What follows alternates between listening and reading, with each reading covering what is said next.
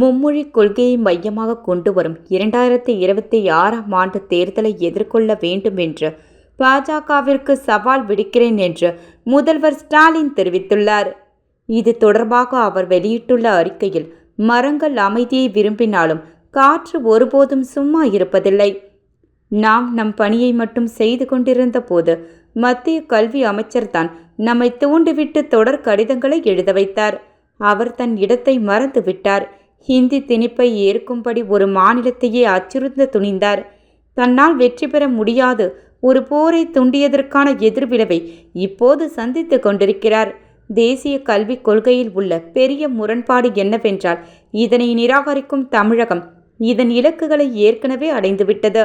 இந்த கொள்கை 2030 இலக்கை நிர்ணயித்து உள்ளது. இது ஒரு எல்கேஜி மாணவர் முனைவர் பட்டம் பெற்றவருக்கு அறிவுரை வழங்குவது போல் உள்ளது. திராவிடம் டெல்லியின் உத்தரவுகளை ஏற்காது, மாறாக நாடு பின்பற்ற வேண்டிய பாதைகளை உருவாக்கிறது. தற்போது மும்மொழி கொள்கைக்கு ஆதரவாக பாஜக நடத்தும் கையெழுத்து இயக்கம் தமிழகத்தில் ஒரு நகைப்புக்குரிய சர்க்கஸ் போன்று மாறிவிட்டது. அவர்கள் 2026ஆம் ஆண்டு சட்டசபை தேர்தலில் மும்மொழி கொள்கையை மையமாக கொண்டு பிரச்சாரத்தில் ஈடுபட வேண்டுமென சவால் விடுக்கிறேன். அது ஹிந்தி திணிப்பு தொடர்பான கருத்து வாக்கெடுப்பாக அமையட்டும். வரலாறு தெளிவாக உள்ளது. தமிழகத்தில் இந்தியை திணிக்க முயன்றவர்கள் தோற்கடிக்கப்பட்டனர். பின்னர் அவர்கள் தங்கள் நிலைப்பாட்டை மாற்றிக்கொண்டு திமுகவுடன் இணைந்தனர். பிரிட்டிஷ் காலனித்துவத்திற்கு பதிலாக இந்தி காலனித்துவத்தை தமிழகம் சகித்து கொள்ளாது.